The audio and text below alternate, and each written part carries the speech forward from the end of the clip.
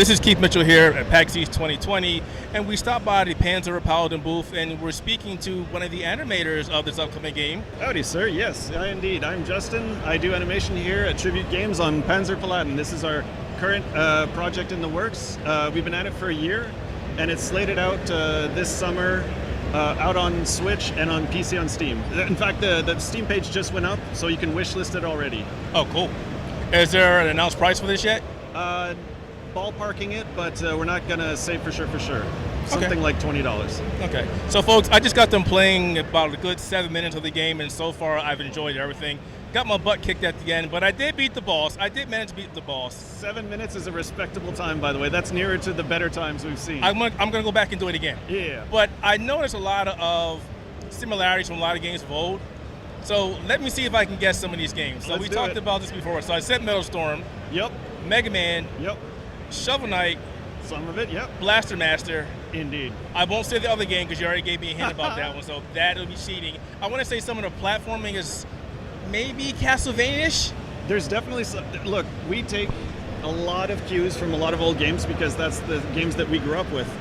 True to our name, Tribute Games, we pay sort of tribute to the games of old, always putting our twist on it. So it is a hodgepodge of a lot of things, but you know, it's a wholly original idea as well. So we're very, very proud of Panzer Paladin and all the cues it takes from different games. Yeah, I've loved this so far. It looks phenomenal. I mean, yes, a lot of people are probably going to say, hey, we're tired of this kind of look because a lot of companies, a lot of developers have been doing this. But I think it fits in perfectly, especially what you guys are trying to accomplish. Oh, look, a lot of us in the core team worked at Ubisoft, and we were lucky enough to work in the handheld department, so like GBA and DS and stuff. Mm-hmm. So we spent the first half of our careers fostering this sort of craft of doing really good pixel art. Like the last thing we did there was the Scott Pilgrim game.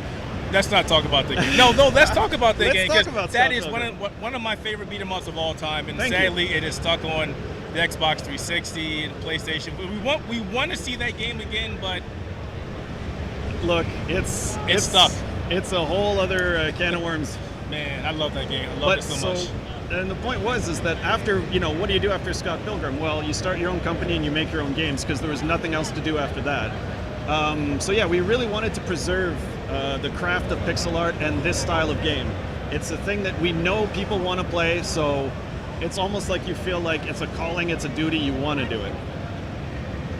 What do you like about this game so far? What is your most favorite thing about this game? Okay, so in the game you play an android piloting a giant mech. Gundam. Exactly. And you're fighting off like a demon invasion. The point being, demon weapons can't be harnessed unless you're in a giant robot suit. So you're actually fighting fire with fire. Robots, demons, what's not to like? Gundam. I'm a big fan of Gundam, so you got me with Gundam. You got me with Gundam. Yeah, so I don't know, I love, again, 2D action games, I love pixel art, I love robots, I love demons. I'm a big kid at heart, and I see a lot of that on the show floor, so, we do it for the fans. How's the reception been for the game so far? I know PAX just started, but it's got a steady amount of people coming in and out of the booth. How's it been so far? It's been great. This is definitely like the biggest setup we've had, so, every year we like to try and step it up. We've got 8 displays going, and it's non-stop. There's people constantly playing, so so far after just an hour it's been great. I love PAX. Any plans to release the demo to the Switch later on or PC later on? Well, we're actually so near our launch date that potentially, but again, I think it's just going to be out. It's months away from release. Okay. Potentially. How long do you think the game is? For the average person? Yeah, it's going to roughly be about like 3 to 5 hours. Okay, so nice bite size. Nice bite size, but we also have tons of extra features we're just hinting at so far. We can't say for sure what they are, but tons of things that'll add replay value. One in particular, I wish I could say more, but you'll just have to stay tuned. Okay. Now, I just noticed something watching the gentleman over there play the game. When I was going through that section, I was only watching the ammo, the bullets bounce the shield, but I noticed you can reflect them as well. Yeah, exactly. So like one big feature of the game is, like I was alluding to before, you can actually use a lot of the demon weapons against them. Like the game offers such a wide variety of weapons to use, and there's a lot of ways to use them. For instance, you can break a weapon, you lose it, but you gain a spell. So like in one instance, you could power up your shield and deflect bullets. Another one can heal you, you can summon thunder, you can throw weapons, you can use them as checkpoints. So the point is to actually not hoard things. It's like an anti-hoarding game. You can use weapons in a variety of ways, and we want to sort of make that pretty clear. Cool. I can't wait to play this game some more. I'm going to jump back on and play the demo, that's for sure. But I'm waiting for this on PC and Switch when it gets released. So once again, everybody, Keith here from the Outerhaven at PAX East 2020, and Justin from Tribute Games.